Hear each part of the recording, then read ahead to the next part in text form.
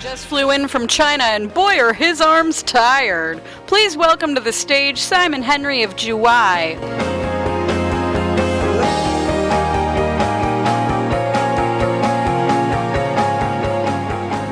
Good morning, ladies and gentlemen. It's fantastic to be here. I live in Shanghai, in China. For those people who haven't been there recently, I strongly recommend it. It's a city which 10 years ago they didn't have a subway. Now they've got 465 miles of one of the world's most sophisticated subway systems in the world. To work with Chinese buyers, you should really go and see Chinese in China. Today I'm going to walk you through some insights which have never been seen before.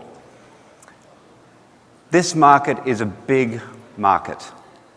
It's a multi-billion-dollar market right now, and it's looking to increase fourfold over the next 4 years. When we first started tracking in Chinese investment in international property, it was about $5 billion a year back in 2010. Last year it was $52 billion, and CBRE estimates it's going to grow to $220 billion by the year 2020. The growth in Chinese investment in international property actually started around 30 years ago, when the government put in place policies which have allowed the growth of wealth in the market today. And today you see wealth being generated from technology, mining, manufacturing, infrastructure, and services. Over the last 6 months, Juwai conducted a little over 46,000 interviews with Chinese property buyers. We've heard a lot of press about this market, but mostly it's been from the seller side. This is the first time we actually see from the buyer side what their motivations are, what their drivers are, and how they're based. Really big one here. Number one reason why Chinese invest in international property is investment. Number one. They are already property rich in China. They already own multiple houses, multiple residences, multiple businesses. They're looking to diversify their risk and their portfolio by investing in property internationally. Number two is immigration. Number three is education. When Chinese send their kids overseas to study, they typically will buy a property for their children to live in while they study overseas. I was talking to a broker in New York in January, and there was a property on the market in New York for $5.2 million. And the property buyer said, "I'm not paying a cent more than $5 million US." And the agent said, "It's worth 5.2. Why can't you go above 5? He says, "For my daughter to live in while she's studying, and I don't want to spoil her." The third motivation is lifestyle. Luxury properties, holiday homes, places of residence overseas. The really interesting thing here is the age bracket. It's across the board. From under 34 to 45, and above 45. The average age of an EB5 investor from China is 24 years of age. So parents are funding their children to get an EB5 visa, not only here, but in Spain, Portugal, Greece, and Australia. The super interesting thing here is the readiness and the timeliness to buy. On average, a Chinese international buyer, the time they're ready to buy is around 6 months. And that puts a real challenge for markets where property is turning over very, very quickly. So if you get a lead from a Chinese buyer today, and you're in a market where properties are on market for 20 days, 30 days, or 40 days, you're really cultivating a lead now, not for the properties you have in your stock right now, but the properties which you're looking to acquire in 6 months' time. So it's a long, nurturing process. It's like the mixed martial arts of real estate, I think, working with international buyers. You need to have different skill sets, you need to have patience, you need to continually communicate and work with Chinese buyers over their life cycle. The average budget of a Chinese buyer is about $2.6 million US, and the average first purchase price, $933,000 US. And what that immediately says is these are multiple property buyers. They don't just buy one, they buy one a year, 2 a year, 3 a year. We had one buyer who came to us and she said, "I've got $5 million US to spend every year for the next 5 years. Which country do I start with first?" They are seasoned investors. But when working with a Chinese buyer, particularly if it's their first purchase offshore, they act like a first home buyer. We had another buyer who bought a property in Carolina for 100,000 US dollars. That was the amount of money she was willing to lose to educate herself about how to buy property in the United States. She came back and bought a $10 million property 4 months later. China is a big place. 242 spoken living dialects in China today. If you look at the eastern seaboard, that's where most of the current wealth in China resides. But you're starting to see the wealth being generated in the middle territories and middle provinces of China. 34 provinces, 23 provinces, 4 provincial level governments, and then you've got Macau also and Hong Kong, which are administrative regions. So when you're talking about Chinese, you're not also just talking about mainland China, you're talking about Chinese globally. 30% of our inquiry and leads come from Chinese who live outside of China. This is a map just of the last 30 days. So a little over 10 billion US dollars worth of property searches in the last 30 days. The top map is where they're searching from. The bottom map is where they're searching to. So right in the center of the map on the top, that's mainland China. But if you look also at the communities in Europe, United States, Australia, New Zealand, they are very large ethnic Chinese populations right across the world. And you see where they're looking below. Number one market, and this is where the United States has the biggest advantage. 30% of all inquiry for Chinese buying property internationally comes to the United States. Next biggest market is Australia, the third is Canada, fourth is UK, and fifth is Singapore.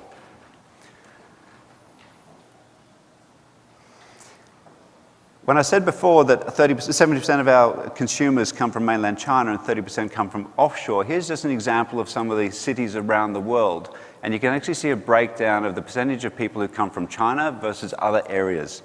So just looking at the US ones, Los Angeles. So 60% of the inquiry for Los Angeles comes from mainland China. The next biggest one is directly here from within the United States. The United States has 50 cities with more than 100,000 ethnic Chinese population. The domestic Chinese audience is a big audience.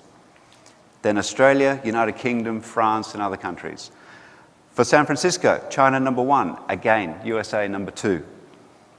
Australia, United Kingdom, and then Hong Kong. In New York, United States, Australia, then France.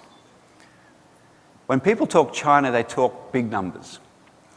30 million visitors to our site each month, 150 million visitors to our site each month. The numbers are huge because the domestic population is very, very big. But in reality, there is a very small subset of people who have the means, the ability, and the motivation to invest in international property. There's 242 billionaires in China, second only to the United States, with a new billionaire being minted every 2 weeks. 1.5 million millionaires. And millionaires is defined as having net worth of $1.5 million, excluding their primary residence. The real market, and the market which is going to hit us in the next 12 to 18 months, are the 60 million people who are entering the middle class. That's the market which are motivated, they're sending their kids overseas to study, and they're looking to emigrate. The motivations are fourfold. There's a catch-all. Last year, 114 million Chinese nationals from mainland China traveled internationally. We've all done it. We've gone for a holiday to France or popped into Venice or gone to a location where we go, this would be great, I'd love to own a home here. Travel is the number one reason why people are becoming interested in international real estate. Number 2, investment. They're looking to diversify their risk. Emigration. The big difference between the Chinese now and the Japanese of the 80s is the Chinese are generational buyers. They may actually buy a property now for their children to live in 18 years' time when they're studying, and which the child will then get a visa to live in a country after that. They're not short-term speculators. They are long-term investors. Education's a huge one. Up until the year 2000, a total of 500,000 Chinese students had studied overseas in the history of China. Up to the year 2000, a total of 500,000 students had studied internationally in the history of China. Last year, it was 565,000 in a single year. USA is the biggest beneficiary of outbound education. The other thing which you really got to consider quite carefully too is the way in which a Chinese buyer makes contact is very different from a domestic buyer. Chinese do not email.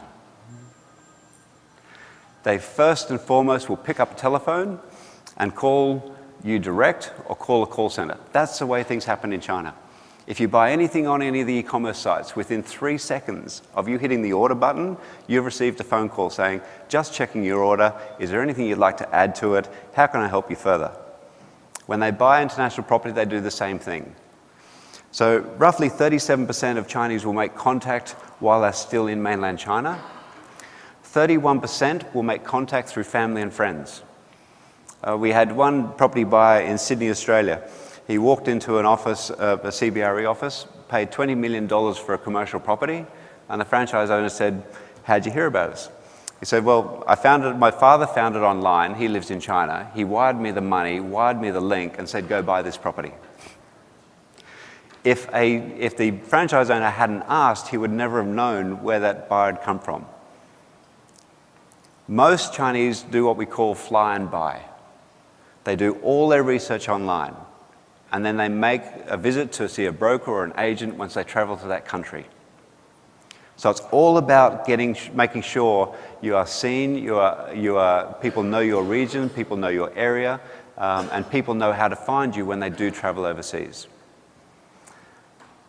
When working with a Chinese buyer, the biggest piece of advice I can actually give you is if a Chinese person walked into your office tomorrow and spoke no English, how ready are you to receive that buyer? How ready are you to receive somebody who has got absolutely no language skills but has a pocket full of cash ready to buy something from you?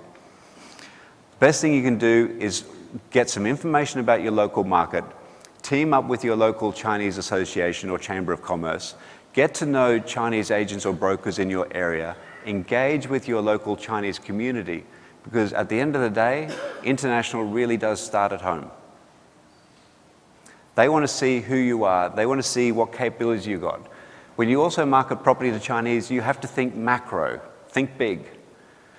Generally, real estate is a local exercise. You talk about things like what's down the road, what local shops, what local schools. When working with Chinese, you need to go macro. How do I get there? What airports are local? What's the benefit of this school district over another school district?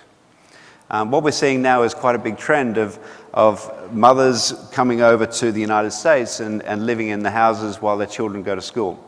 There was a case in the New York Times not too long ago of a Chinese buyer on Long Island, paid $15 million for a property, handed the keys to the broker and said, I'll see you in 2 years' time. The broker said, but who's going to look after the house? And she said, look, just concrete over the grass. I don't really need to look after this. And it was a great opportunity then for the broker to say, no, let's look at property management. Let's get this underway and say we actually manage this property for you and your future investment. So working with Chinese buyers is not as straightforward as listing something on a Zillow or Trulia. It's most likely going to happen when people walk into your office. They're going to come and say hello to you. They're going to be using something called WeChat. Who here has not heard of WeChat? Everyone, pretty much. Used by a little over 800 million people in mainland China, and it's great built-in auto-translate feature of chat. So you can have a direct communication with Chinese consumers using WeChat. Everyone in China uses it.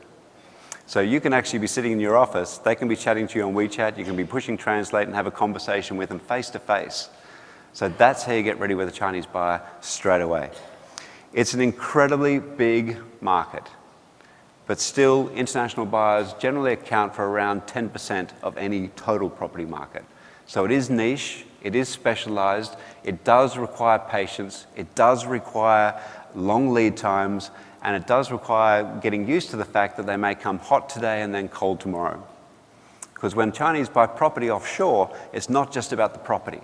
They typically need to get advice on tax, legal, finance, immigration, and these things do take time. So my recommendation to you is enjoy the experience. It's a great market. It's a big market. Their ticket price is 4 or 5 times that of a domestic buyer, but they do take time. So thank you very much for your time today.